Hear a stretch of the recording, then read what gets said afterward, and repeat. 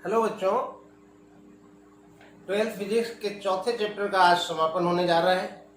Theory हमने complete कर ली है और आंकिक प्रश्न जो इस चैप्टर में 16 दिए हुए हैं उनमें से 10 क्वेश्चन हम कर चुके हैं। 6 क्वेश्चंस न्यूमेरिकल के बाकी हैं। चलते हैं सीधे, शुरू करें हम। तो 10वां प्रश्न मैंने नहीं लिया था, 11वां ले लिया था पिछले वीडियो में।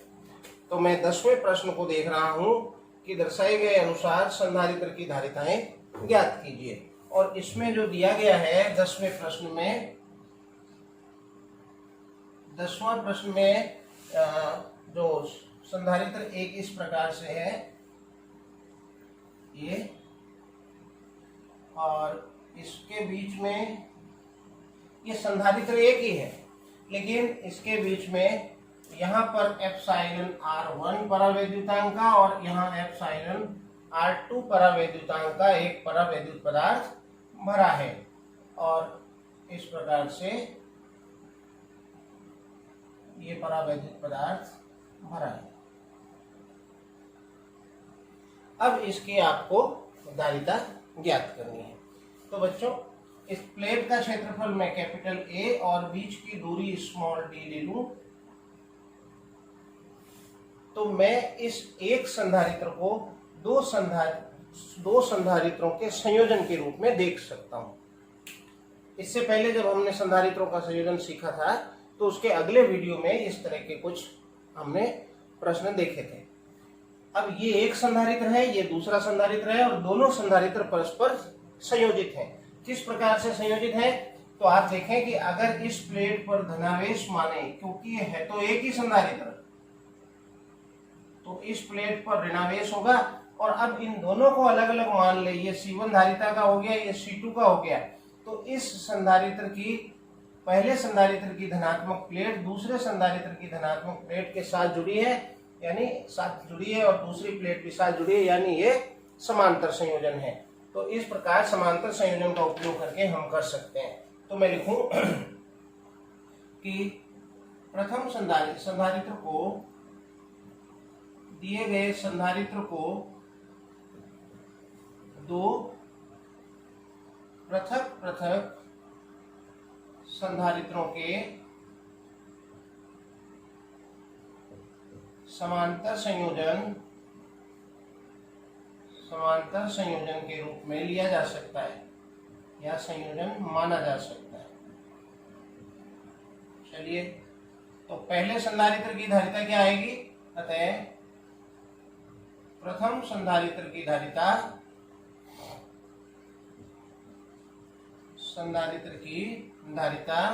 C1 नाम दे दो। तो सूत्र है संधारित्र की धारिता का एप्सिलॉन 0 A/d। लेकिन इस प्रकार से जब हमने दो भागों में बांटा तो आप देख लें कि जो क्षेत्रफल है वो परिवर्तित हो गया। अब चूंकि हमें दिया नहीं गया कितने भाग में है, तो हम इसको आधा मान लेते हैं। तो ये A को मैं A/2 लिख दूंगा, तो 2 यहाँ नीचे ले आया। और दूसरी बात, इसमें एप्सिलॉन R परावैद्युतांक का परावैद्युत पदार्थ संपूर्ण भाग में भर दिया गया है, इसलिए धारिता इसकी एप्सिलॉन R गुना बढ़ जाएगी। तो एप्सिलॉन R 1 कर दिया। इसी प्रकार द्वितीय संधारित्र के लिए, द्वितीय संधारित्र की धारिता क्या आ जाएगी? That is C2। वो बनेगी epsilon 0 epsilon R2 and A/2d। अब तुल्य धारिता क्या आएगी? चूंकि ये समांतर संयोजन है, तो तुल्य धारिता C equal to direct sum C1 plus C2, and C equal to C1 है epsilon 0 and epsilon R1 A/2d plus epsilon 0 epsilon R2 and A/2d। बीच की दूरी नहीं बदली, दोनों संधारित्रों के लिए बीच की दूरी सेम है। और आप देखें तो यहाँ कुछ कॉमन है। कॉमन क्या है? एप्सिलॉन 0 A/2d कॉमन है, और रह गया epsilon R1 plus epsilon R2। ये इसकी तुल्य धारिता क्लियर हो गई। इसी प्रकार से एक चित्र और दिया हुआ है इसमें, और उसमें संधारित्र कुछ ऐसा दिया है। ये संधारित्र है, एक ही संधारित्र है जिसकी प्लेट का क्षेत्रफल कैपिटल ए और बीच की दूरी दी नहीं है, हम मान रहे हैं डी है। और अब यहाँ चूंकि संधारित्र है तो एक प्लेट धनात्मक आवेशित और दूसरी प्लेट ऋणात्मक आवेशित होगी।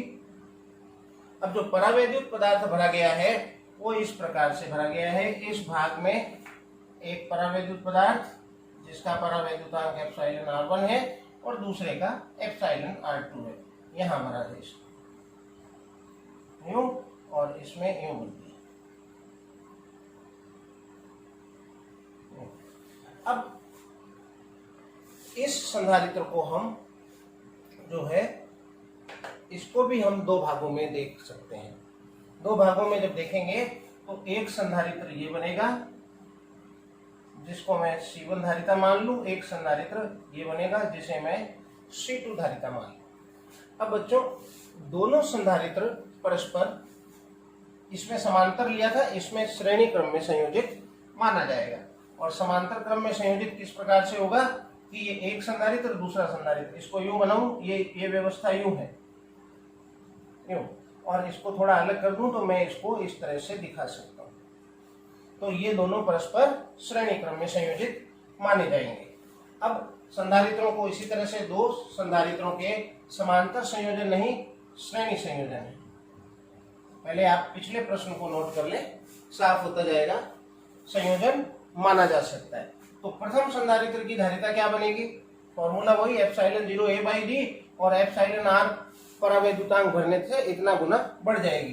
तो वही एप्सिलॉन, मैं फिर से लिख दूं इसको, एप्सिलॉन 0 a बाई डी और यहां आप देखें तो दूरी आधी होगी, हालांकि दी नहीं है, चित्र में दिखाया है, कुछ नहीं कहा गया, हम हाफ ले रहे हैं तो ये d बाई 2 तो 2 ऊपर आ जाएगा। और एप्सिलॉन r1 परावैद्युतांक का पदार्थ भरा है तो एप्सिलॉन r1 गुना बढ़ जाएगी। और इसी प्रकार C2 आ जाएगी 2, ये बन गई। अब ये दोनों परस्पर किस संयोजन में है तो आप समझ रहे हैं कि ये श्रेणी संयोजन में है। तो श्रेणी संयोजन की तुल्य धारिता क्या होती है? 1/c बराबर 1/c1 प्लस 1/c2। वैल्यू रखें आप तो 1/c1, C1 है 2 epsilon 0 epsilon r1 and a by d, तो d ऊपर आ गया, plus similarly d by 2 epsilon 0 epsilon r2 and a। अब ये बन गया 1/c इक्वल टू, आप देखें कुछ कॉमन है तो कॉमन है 2 d बाई 2 एप्सिलॉन 0 a, ये कॉमन है तो रह गया 1/एप्सिलॉन r1 प्लस 1/एप्सिलॉन r2।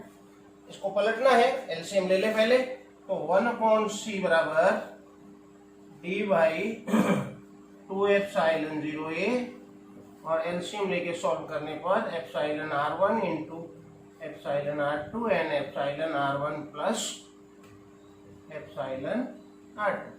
अब आप c की वैल्यू निकाल लें, अतः c बराबर पलट दो तो ये तीनों चारों पद जो है ऊपर आ जाएंगे। ये है 2 epsilon 0 a epsilon r1 and epsilon r2। तो मैं लिख रहा हूँ 2 epsilon 0 epsilon r1 epsilon r2 and a by d नीचे आ जाएगा, d by epsilon r1 plus epsilon r2। तो इस तरह से हम तुल्य धारिता ज्ञात कर सकते हैं। तो ये था बच्चों प्रश्न आपका 10वां। 11वां प्रश्न हम कर चुके हैं पिछले पार्ट में। पार्ट 9 में चलते हैं अगले क्वेश्चन की ओर। 12वां क्वेश्चन 12th।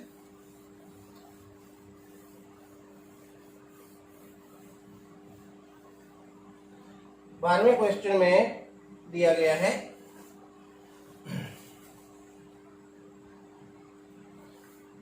आगे 5वां चैप्टर दिख रहा है। तो 12th क्वेश्चन है, एक विलगित चालक को दूसरे संकेंद्रीय गोलीय चालक जिसका बाहरी पृष्ठ पृथ्वी से संबंधित है से ढक दिया जाता है। इन गोलीय चालकों की त्रिज्याओं का अनुपात n/n-1 है। तो सिद्ध कीजिए इस संयोजन से गोलीय चालक की धारिता n गुना बढ़ जाएगी। बच्चों 12वां क्वेश्चन, एक गोलीय चालक पहले से ही है, ये रहा। अब इसकी कोई त्रिज्या है r। याद करें, हमने जब गोलीय चालक की धारिता पढ़ी थी तो इस गोले की चालक इसकी धारिता हमने छोटे वाले की R2 ली थी, वही सिंबल हम रख लेते हैं। प्रश्न कह रहा है इसे एक सकेंद्रीय गोलीय चालक जिसके बाहरी पृष्ठ पृथ्वी से संबंधित है, इस तरह से ऐसे ढक दिया जाता है। इधर नहीं बनाओ। अब बाहरी पृष्ठ ढक दिया जाता है तो इसकी त्रिज्या कितनी हो गई? ये त्रिज्या हमने R1 ले रखी। हम बड़े वाले को R1 ले लेते हैं और छोटे वाले को R2 ले लेते हैं। कुछ भी ले सकते हैं, लेकिन एक बार जो सिस्टम आप शुरू कर दें उसी को कंटिन्यूअस फॉलो करते रहें। कह रहा है ढक देते हैं। इन गोलीय चालकों की त्रिज्याओं का अनुपात दिया गया है।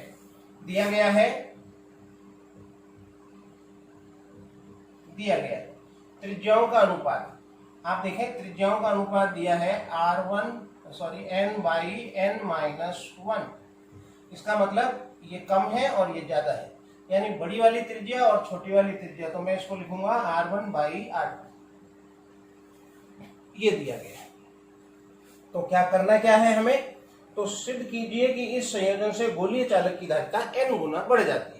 पहले ये चालक गोला था, केवल ये, उस समय इसकी कितनी धारिता थी, और फिर जब इसको ढक दिया तो कितनी धारिता हो गई, और सिद्ध करना है n गुना बढ़ गई। तो लिखूं मैं कि पहले R2 त्रिज्या के गोलीय चालक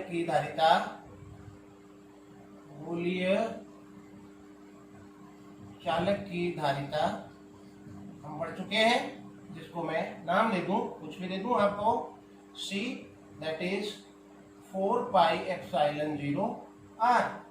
और R जो है हमें इसकी त्रिज्या लेनी है, तो मैं ले लेता हूं R2। यहां आप चाहे लिख दें कि माना छोटे व बड़े गोले की त्रिज्या,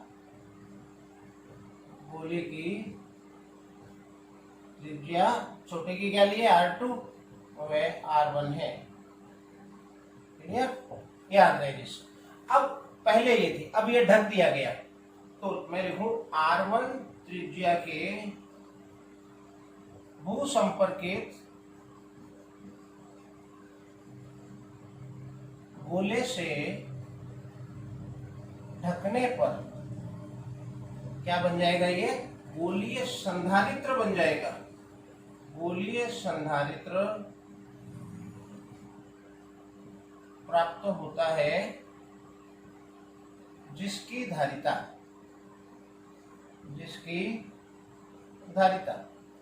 कितनी हो जाएगी? गोलीय संधारित्र की धारिता का फॉर्मूला आप जानते हैं, 4πε0 R1 R2 R1 -R2। यहाँ R1 जो है बड़ी त्रिज्या वाला है, यही फॉर्मूला हमारे पास पहले थे। अब ये धारिता है जो n गुना बढ़ गई है, हमें ये सिद्ध करना है। तो मैं लिखूं प्रश्नानुसार, प्रश्न यही चाह रहा है कि हम C'/C निकालें। तो C'/C निकालने के लिए आप इसमें इसका भाग लगा दें। तो भाग लगाएंगे तो ये बनेगा 4πε0 R1 R2 R1 -R2 upon this one 4πε0 and R2। अब आप गौर से देखें तो 4πε0 to 4πε0 कैंसिल, एंड ये नीचे आ जाएगा पद, ये ऊपर रहेगा अंश में, R2 से R2 भी कैंसिल। तो यहाँ हमें क्या मिला? यहाँ हमें मिला C'/C इज, ये नीचे आ गया, ऊपर रह गया R1, तो R1 -R2। बच्चों अब मैं इसको आप चाहें तो ऐसे लिख सकता हूं, 1/R1 -R2/R1, वापिस ऊपर आ जाएगा। तो ये C'/C है, ये बन गया 1/, R1 by R1 means 1 minus R2 by R1, ये वैल्यू हमारे पास आ गई। अब हमें ये चीज दी गई है, R2 by R1 क्या है वो दिया गया, हमें R1 by R2 की वैल्यू दी है, that is n by n minus 1, और इसलिए R2 by R1 n minus 1 by n हो जाएगा।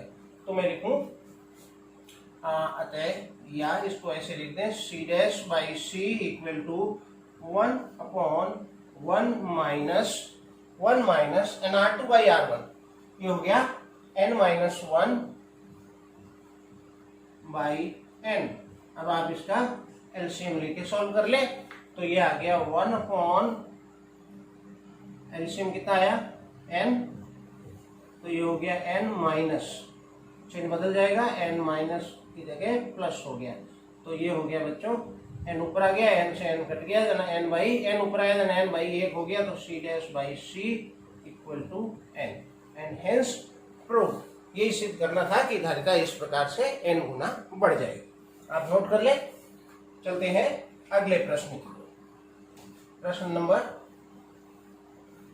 13 और 13वां प्रश्न क्या कह रहा है, आप पहले पुस्तक में देखें।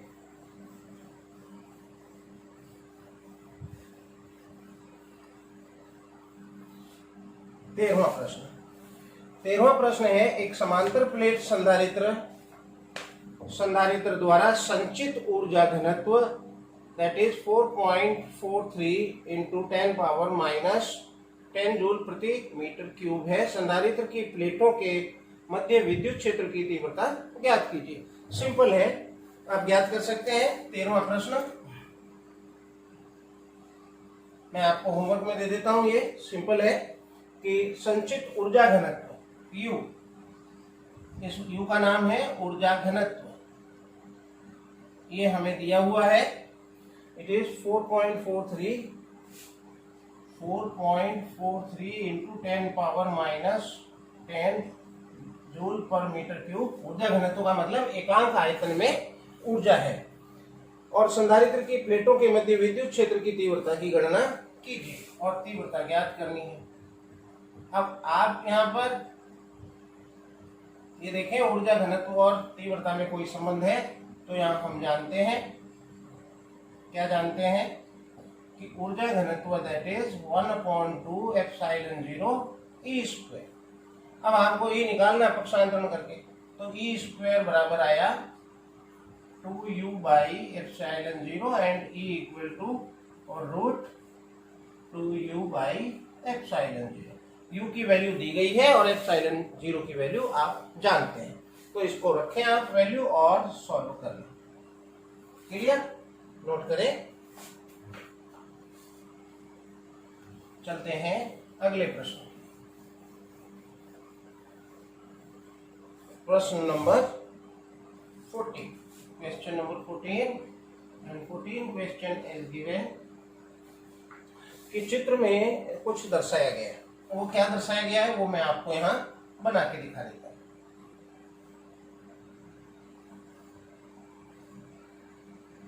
इस तरह से चित्र बनाया गया।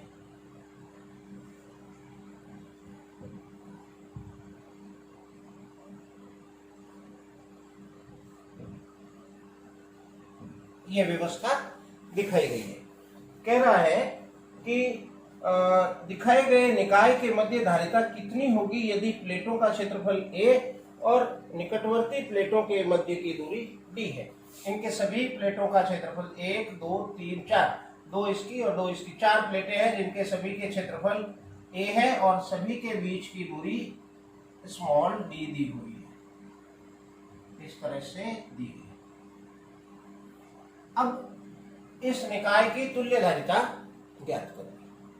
तो इस बिंदु को मैं A कह दूं, इस बिंदु को मैं B कह दूं। अब तुल्य धारिता ज्ञात करनी है तो हमें ये देखना पड़ेगा कि यहाँ संधारित्र हैं कौन कौन से, क्योंकि ये संधारित्रों के संयोजन से संबंधित तथ्य है। 1 संधारित्र, 2 संधारित्र, 3 संधारित्र, क्या ये संधारित्र है? तो इसके लिए हम इसको बैटरी से जोड़ते हैं। जब इसको बैटरी से जोड़ेंगे तो एक प्लेट पर धनात्मक, दूसरे पर ऋणात्मक आएगा। मैं मान लूं इसको बैटरी के प्लस से जोड़ा है, इसको माइनस से जोड़ा है, तो होगा क्या कि इस प्लेट पर तो धनात्मक आवेश आएंगे और इस पे भी धनात्मक आवेश आएंगे, क्योंकि ये दोनों ही प्लस से जुड़े हुए हैं। और इसी प्रकार इस पर ऋणात्मक आवेश आएंगे और इस पर ऋणात्मक आवेश आएंगे। अब समांतर प्लेट संधारित्र होने के लिए आवश्यक है कि एक प्लेट पर धनात्मक आवेश तो दूसरे प्लेट पर ऋणात्मक आवेश होना चाहिए। तो क्या ये एक संधारित्र है? हाँ है, क्योंकि इसमें एक प्लेट पर प्लस और एक पर माइनस है। क्या ये भी एक संधारित्र है? नहीं, क्योंकि इसमें दोनों पर ऋणात्मक आवेश है। तो क्या ये संधारित्र है? हाँ। तो इस प्रकार से हमें दो संधारित्र मिल रहे हैं यहाँ पर, ये रहे। अब इन दोनों संधारित्रों को देखें तो ये किस प्रकार से संयोजित हैं। तो आप यहाँ देखें कि एक संधारित्र और दूसरा संधारित्र, एक संधारित्र की पहला और दूसरा दोनों संधारित्रों की एक प्लेट एक साथ जुड़ी है और दोनों संधारित्रों की दूसरी प्लेट भी एक साथ जुड़ी है। संधारित्रों की एक प्लेट एक साथ जुड़ी हो और दूसरी प्लेट भी एक साथ जुड़ी हो, तो इस प्रकार का संयोजन समांतर संयोजन होता है। बच्चों, अब मैं लिखूंगा यहां दो संधारित्र प्राप्त होते हैं, दो संधारित्र प्राप्त होते हैं जो परस्पर समांतर क्रम में संयोजित है, समांतर क्रम में संयोजित है। करना क्या है? करना ये है कि इस निकाय की जो है तुल्यधारिता ज्ञात करनी। तो पहला संधारित्र की धारिता क्या आएगी? पहले संधारित्र की धारिता आएगी C1 बराबर, सूत्र वही एप्सिलॉन 0 A/d। समांतर प्लेट संधारित्र है, कह दिया क्षेत्रफल A और बीच की दूरी d है, हवा या निर्वात है, माध्यम कहा नहीं। दूसरे संधारित्र के लिए, दूसरे संधारित्र की धारिता क्या बनेगी? C2 बराबर एप्सिलॉन 0 A/d, क्योंकि क्षेत्रफल और बीच की दूरी समान है। अब समांतर संयोजन है, अतः तुल्य धारिता,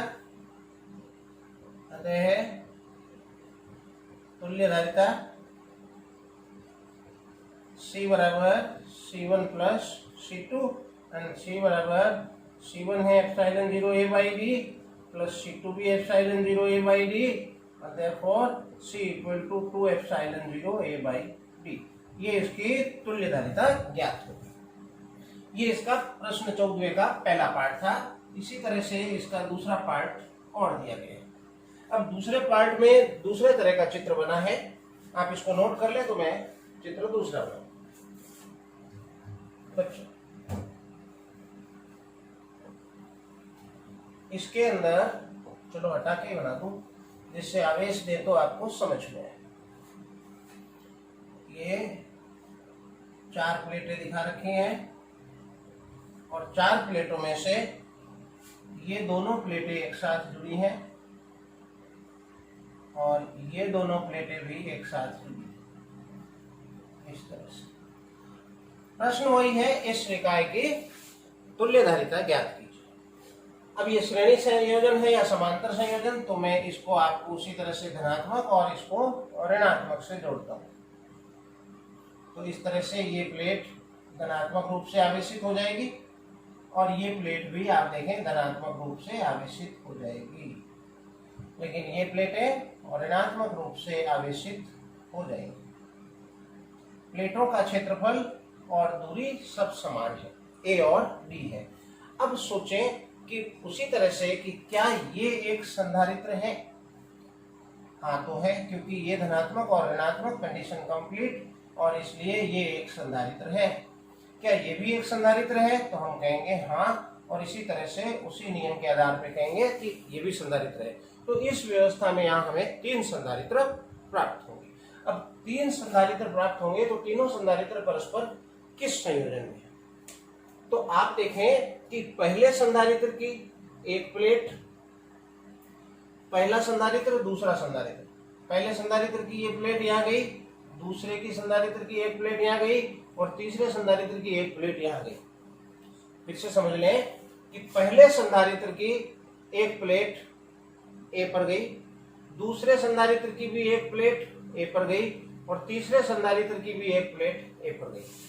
यानी तीनों संधारित्रों की एक प्लेट एक साथ जुड़ी है, जिसे हम इस तरह से देख सकते हैं कि ये 3 संधारित्र हैं जिसकी एक एक प्लेट साथ जुड़ी है। दूसरी पर देखें तो एक पहले संधारित्र की ये प्लेट बी से जुड़ी है, दूसरे संधारित्र की भी ये प्लेट बी से जुड़ी है, तीसरे संधारित्र की प्लेट। तो इसी प्रकार से ये व्यवस्था है और यहाँ पर ये समांतर संयोजन है। तो हम लिखेंगे यहाँ हमें 3 संधारित्र प्राप्त होते हैं जो परस्पर समांतर क्रम में संयोजित हैं। पहले संधारित्र की धारिता वही क्षेत्रफल दिया हुआ है ए और बीच की दूरी इसकी डी दी हुई है। ये यहाँ एक पॉइंट लिखा है, इसको स्मॉल ए कर दें, आप कंफ्यूज होंगे। ठीक है। अब दूसरा संधारित्र की धारिता भी यही आएगी एप्सिलॉन 0 a by d, क्योंकि बाकी की सारी कंडीशन पूरी है।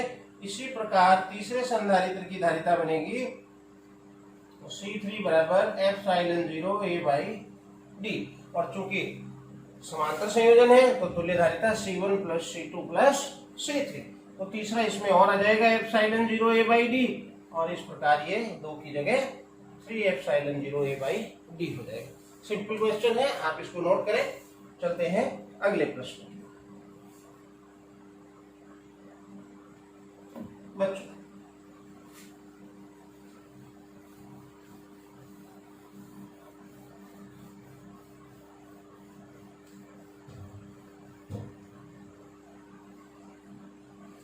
पंद्रहवां प्रश्न है कि C धारिता के n संधारित्रों को श्रेणी क्रम में संयोजित करने पर तुल्य धारिता CS और समांतर क्रम में संयोजित करने पर Cp होती है। तो सिद्ध कीजिए कि Cp माइनस CS,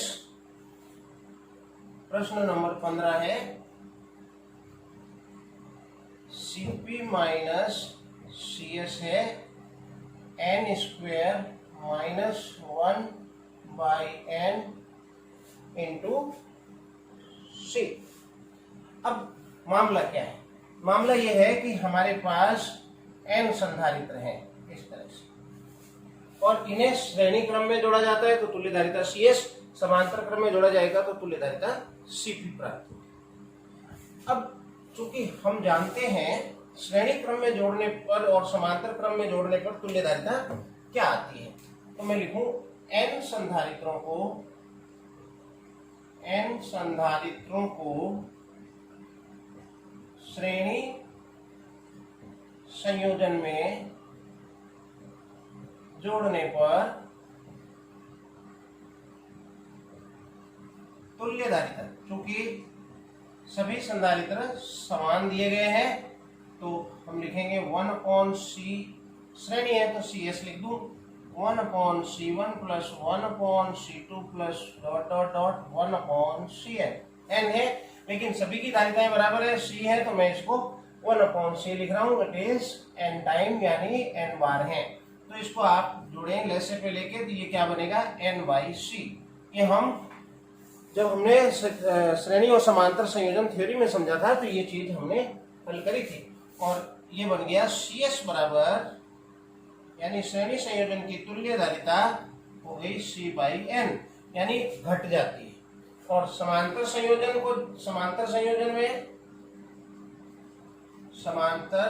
में तुल्य धारिता क्या होगी? तुल्य धारिता Cp इक्वल टू डायरेक्ट जुड़ेगा C1 plus C2 plus C3, और क्योंकि सबके बराबर है तो आप इसको 1 2 हटा दें यहां से, तो ये क्या बन गया Cp equal to n into C।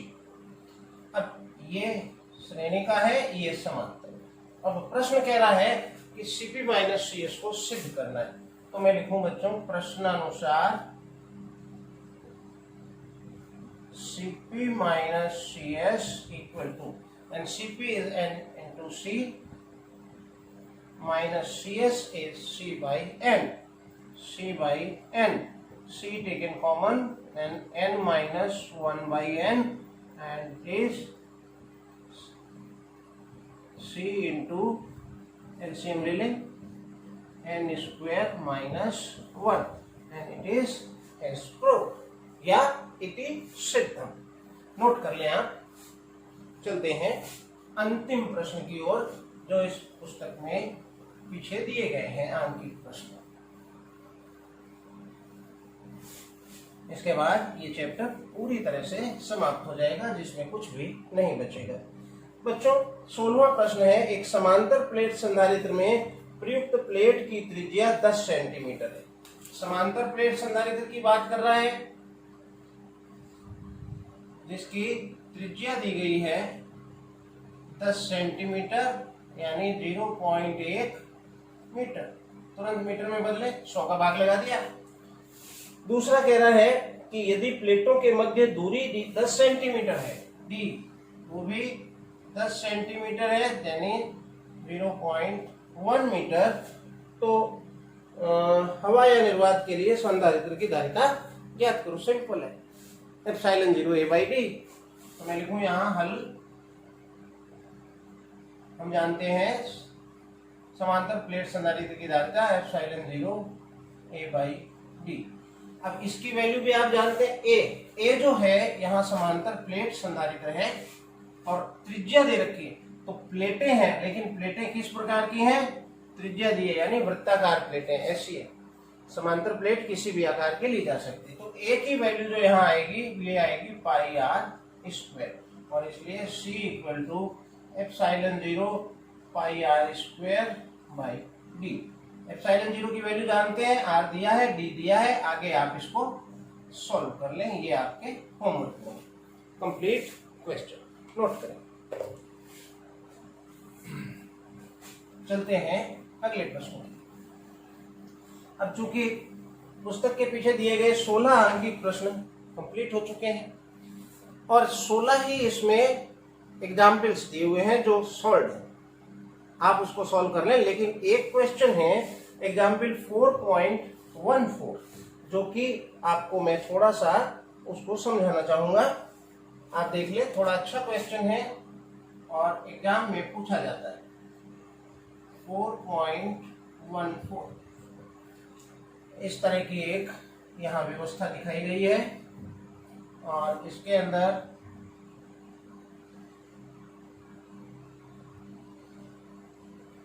ये इनफाइनेट टाइम्स ऐसे चल रही है। यहाँ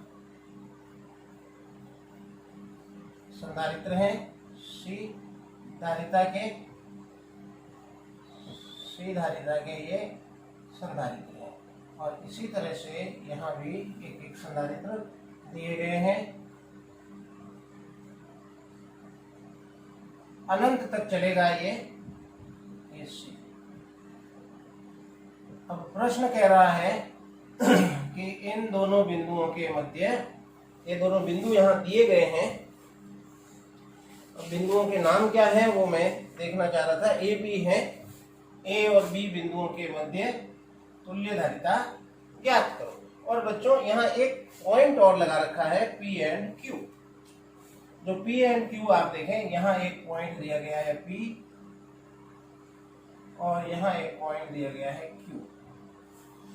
ये कुछ सिग्नल कर रहा है। अगर नहीं भी दिया हो तो भी हमें वही करना है जो हम करेंगे। अब चूंकि ये अनंत तक है और श्रेणी समांतर, इसको समझ के हल करना बहुत जटिल कार्य है, इसलिए हम यहाँ एक कोई दूसरी तरकीब लगाते हैं। तो सर्वप्रथम मैं मान लूं कि ये जो अनंत व्यवस्था है, इस व्यवस्था की तुल्य धारिता x है। पहली बात मैं मान लेता हूं, तो मैं लिखूं दिए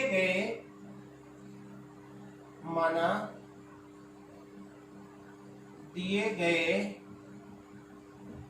संयोजन की तुल्य धारिता x है। X farad, micro farad, whatever जो भी इसका यूनिट, इसमें चर्चा नहीं की। अब इसके पूरे की अनंत तक है और उसकी धारिता मैंने एक्स मान ली।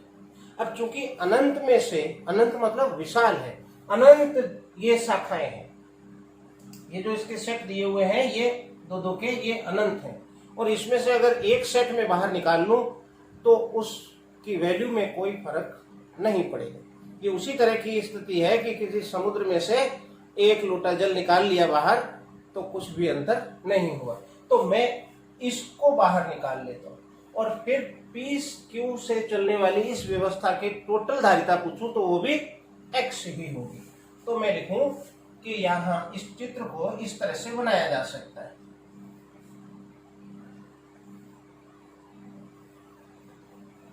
ये वाली तो शाखा रखी है हमने,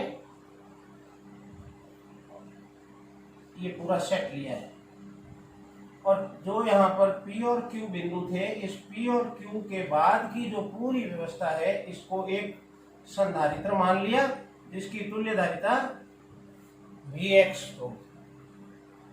इस प्रकार से हम बना सकते हैं। इस चित्र को इस प्रकार बनाया जा सकता है, इस प्रकार से बनाया जा सकता है। अब एक निकाल लिया तो शेष की धारिता भी x ही है, पर ये पूरी व्यवस्था का तुल्य धारिता कितनी मानी? x। तो इस पूरी व्यवस्था की तुल्य धारिता अभी भी कितनी बनी रहेगी? x। अब यहां हमें समझने में आसानी होगी कि ये दोनों श्रेणी क्रम में है। यहां से धारा भेजेंगे, श्रेणी समांतर समझने का नियम है कि धारा प्रवाहित करें और धारा यदि दो भागों में बढ़ती है तो समांतर है, वही बनी रहती है तो श्रेणी है।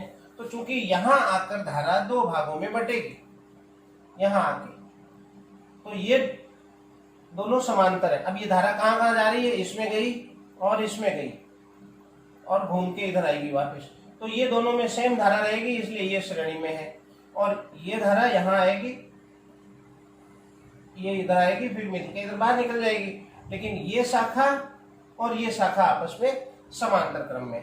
तो इन दोनों श्रेणी संयोजन का योग लूं तो मैं इसको शाखा नंबर 1 दे देता हूं, इसे शाखा बोले तो ब्रांच, इसे दूसरी कह दे रहा हूं। तो मैं लिखूं प्रथम शाखा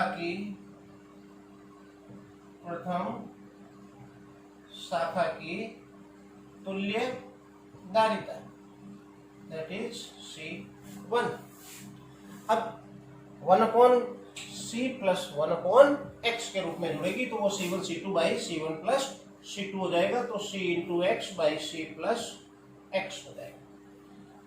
और अब चित्र को अगर मैं ऐसे बनाना चाहूं तो बना सकता हूं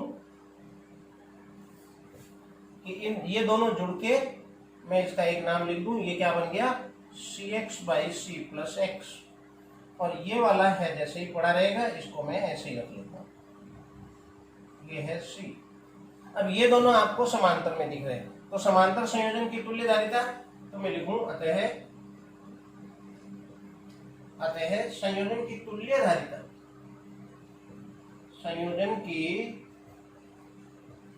तुल्य धारिता समांतर में है तो C तुल्य बराबर C1 प्लस C2 यानी C plus Cx by C plus x. But तुल्य धारिता तो हमने पहले x मानी है और इसलिए मैं इसको x लिख लूंगा, यहां पर मैं इसको x लिख देता हूं। अब आपको इसको सिर्फ सॉल्व करना है और इसका एलसीएम लेके सॉल्व कर लें। इसको देख, तो इनका एलसीएम मैं ले रहा हूं तो ये बनेगा C प्लस एक्स।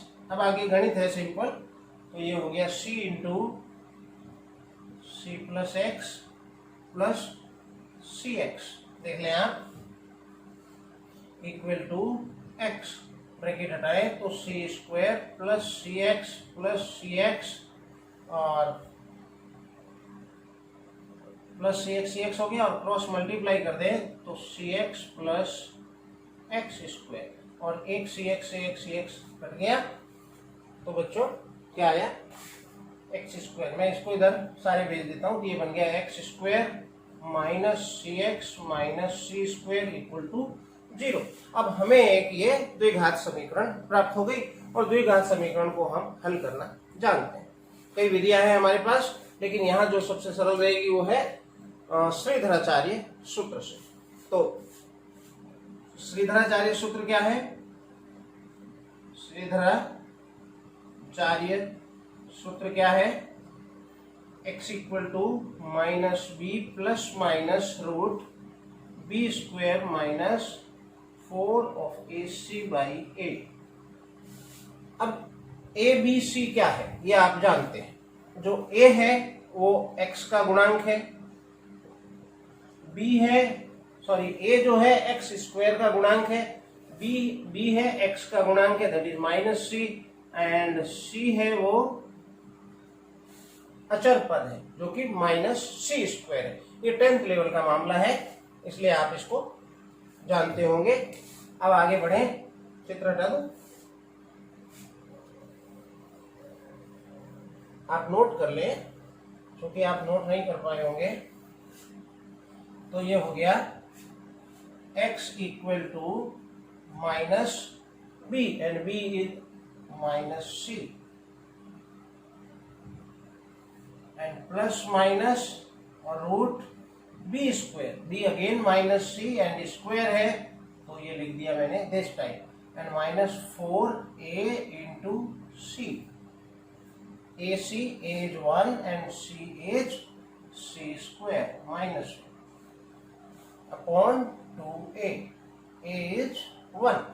तो ये हो गया x बराबर minus minus plus c plus minus this c square minus square plus हो गया, minus and minus again plus हो गया, तो ये हो गया 4c स्क्वायर बाई 2।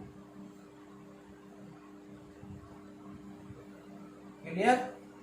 अब आप गौर से देखें, इसमें सी स्क्वायर कॉमन है तो ये बन गया x equal to c plus minus c. चलो ऐसा करो, पहले ये नहीं ले, डायरेक्ट जुड़ रहा है ये, तो ये हो गया 5c स्क्वायर और c स्क्वायर को रूट से बाहर निकाल ले तो ये हो गया x equal to c plus minus c बाहर रूट 5 बाई 2 सी स्क्वायर का वर्गमूल ले लिया। फिर c यहाँ कॉमन है तो x equal to c common है तो मैं c को कॉमन ले लूँ, 1 बाई सी बाई 2 ऐसे लिख दिया, एंड 1 प्लस माइनस रूट 5। यानी जो तुल्य धारिता है उसकी दो वैल्यू हो सकती है, प्लस माइनस है तो मैं लिखूंगा यहाँ c बराबर c बाई 2 1 प्लस रूट 5 या c equal to c by 2 1 minus root 5, ये हो सकता है। लेकिन इस वैल्यू को देखें आप, इसको, ये 1 प्लस रूट 5 है और ये 1 माइनस रूट 5।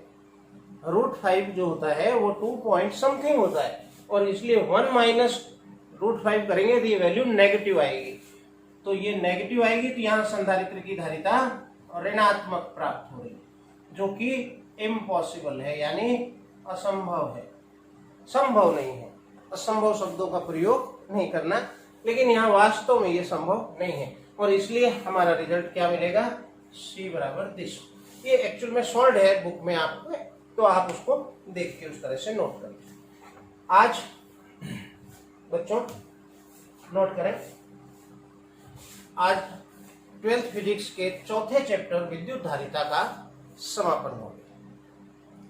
इस पुस्तक में टोटल 17 अध्याय दिए गए हैं जिनमें से 56 नंबर के प्रश्न पूछे जाएंगे और उन 17 अध्याय में से हम 4 अध्याय कंप्लीट कर चुके हैं, जो कि लगभग 25% टोटल कोर्स का होता है। काफी काम हुआ है, आप लोगों ने सीखा है, आशा कर रहा हूं आप इसका आनंद उठा रहे होंगे। भौतिक विज्ञान आनंददायी विषय है। अगले वीडियो में मैं नेक्स्ट चैप्टर लेकर फिर हाजिर होऊंगा। पढ़ते रहें और ज़्यादा से ज़्यादा इस वीडियो को शेयर करें, सब्सक्राइब करें, ताकि वीडियो ऑटोमेटिक आपके पास पहुंच जाए। ऐसा कई बार होता होगा कि कोई पाठ आपके पास नहीं पहुंचा, तो उसका कारण सब्सक्रिप्शन ही है, क्योंकि सब्सक्राइब नहीं होता। और अधिक से अधिक दोस्तों तक पहुंचाएं। और अगर कोई आपकी क्वेरी है, कुछ आपको प्रॉब्लम है, तो वो कमेंट करके मुझे बता सकते हैं। आज इतना ही, अगले वीडियो में मैं फिर मिलूंगा, तब तक के लिए आज्ञा दीजिए। Thank you.